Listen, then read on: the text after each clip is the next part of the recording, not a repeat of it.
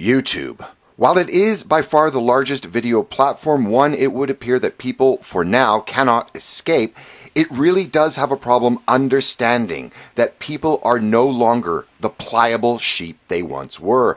So, the day after a shaheed in the name of Allah attempted to turn himself and a group of policemen in Paris into a fireball, and luckily failed, as well as over in London, where a disgruntled native Welshman attacked a mosque notorious as a center of vibrant jihadi enrichment near Finsbury Park, and on the same day another shaheed attempted and failed, again luckily, to detonate himself in a martyrdom mission in Brussels' main railroad station.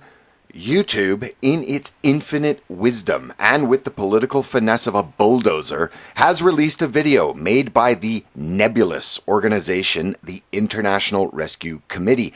And more on them, who's behind them, and more importantly, who bankrolls them at the end of this video. But let's back it up a minute.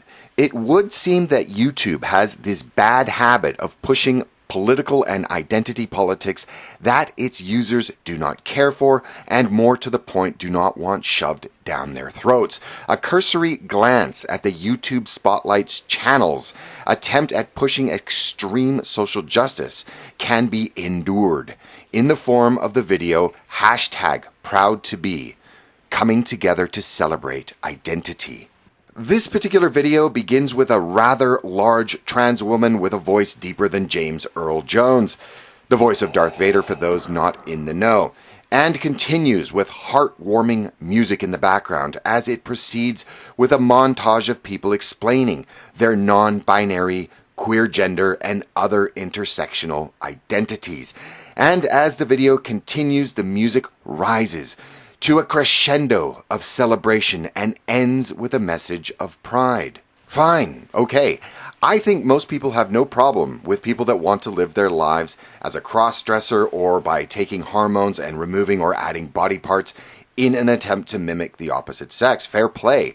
That's an individual's choice now that modern medical technology has made such procedures possible. But these kinds of videos, as they are meant to express the pride in and celebrate, adulate, and put on a pedestal a lifestyle only a very small percentage of people enact, seem to conflict heavily with the values of the majority. And how can you see this? Well, videos like this are, almost without a doubt, as with the videos of black supremacist Francesca Ramsey over at MTV with her videos of white hate and anti-masculinity, well, they are universally despised, as is shown by the massive disparity between the like to dislike ratio, as well as usually closing down the comment section. Other examples of this include Anita Sarkeesian, who not only suspends the comment section in her videos, but also the like and dislike buttons. I wonder why. Shut it down is basically the default on all of these kinds of videos. And the same goes for other social justice videos on YouTube's Spotlight channel, including #HerVoiceIsMyVoice. Celebrate women who inspire us every day. The format is exactly the same. Women are adulating themselves, from children to, of course, at the 52-second mark, Franny, who makes an appearance. It's like a Spice Girls song of female self-affirmation made real. And it is, like all of the others, by a wide margin voted down. But the numbers versus the views look highly suspect. And again, more on that later. But at least on this particular video, they have allowed the comment section to remain open, but obviously highly annotated. And now to the point of this video.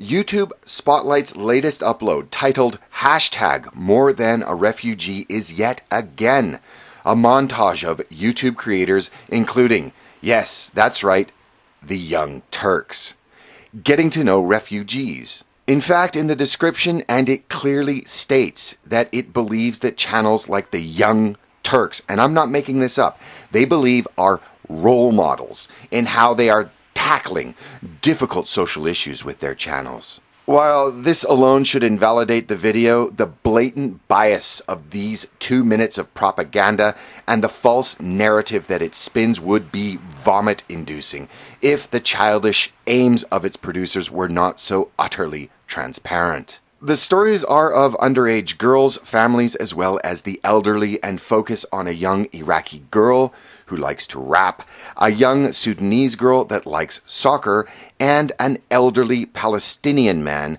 that likes to make kites for children. Can never forget the children.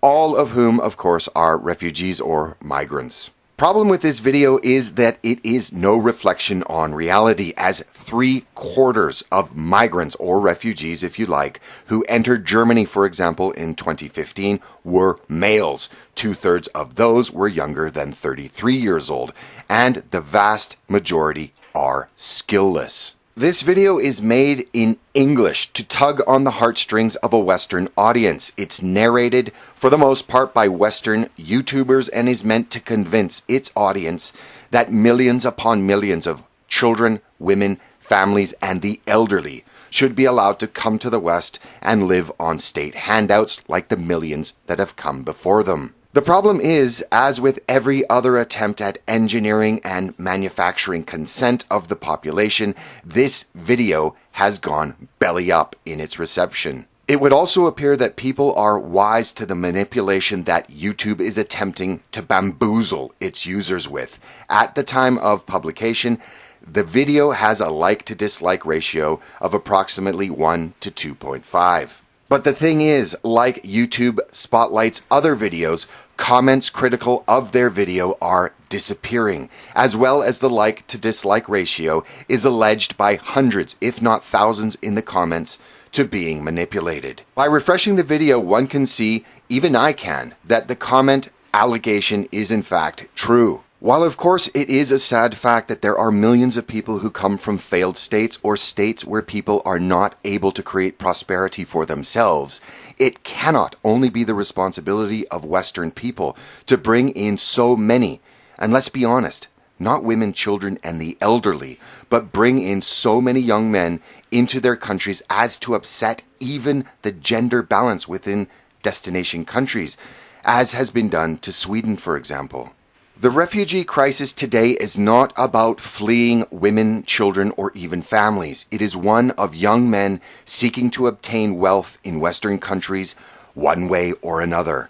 And every statistic, study, and report backs this up. And while the music is heartwarming in this video, it does not address the serious problems and cultural incompatibility that has been foisted upon the West and Western women in particular, as is evidenced by the introduction of taharush, or the intercultural exchanges that have happened across European swimming pools, as well as the large-scale, vibrant enrichment, as has happened in places like Cologne, Germany, on New Year's Eve 2016. Turning back to YouTube Spotlight's video, a quick glance at the top comments and the other 80 to 90% of comments on this particular video show that people have had enough of being manipulated. YouTube, like the governments of the West, are not only oblivious to the wants, desires, and beliefs of the vast majority of the population, but they simply dismiss them as ignorant haters that do not understand what is good for them. Remember, this video was released a day after a terrorist attack in Paris, a revenge attack for terrorist attacks in London, and on the same day as another terrorist attack in Brussels. People's memories are not as short as governments and corporations think, nor are they oblivious to the problems that have been imported into their countries. I think my favorite comment on the video that encapsulates what many understand was from the user Mishkin1 when he wrote, #more than a tax-paying peasant that doesn't want to be murdered with the use of said tax revenue as a sacrifice for the sake of world government. Videos like these are very good examples of tools that the media uses to misrepresent public opinion and how the establishment tries to silence you by making you feel isolated in your experiences and alone in your opinions. But it's not working anymore. Most people have no problem helping potential migrants in the region where they are from. It makes no sense morally, culturally, socially, and financially to have them move en masse halfway around the world to Western countries to live their lives on state handouts and create the social dislocation we are witnessing today. The views expressed in videos like #MoreThanARefugee are not those held by the majority, because so long as people have eyes to see and ears to hear, and in the words of the top comment at the time of publishing by Zachary Von Horn, you can delete our comments and dislikes, YouTube, but you cannot delete the truth. The only response I can see vis-a-vis the disobedience that's being exhibited by people around the West will be a push by large corporations as well as the government for a less open and less free internet.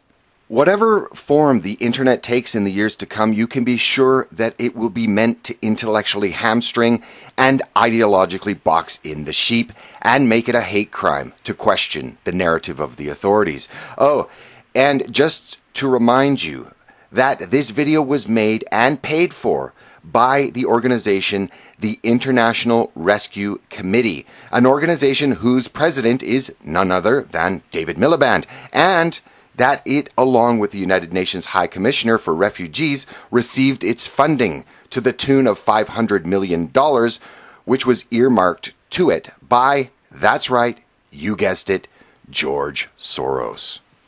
Thanks for watching. If you like this video, please consider subscribing. Also find Black Pigeon on the usual social media and check out the homepage blackpigeonspeaks.com for more interesting information like this.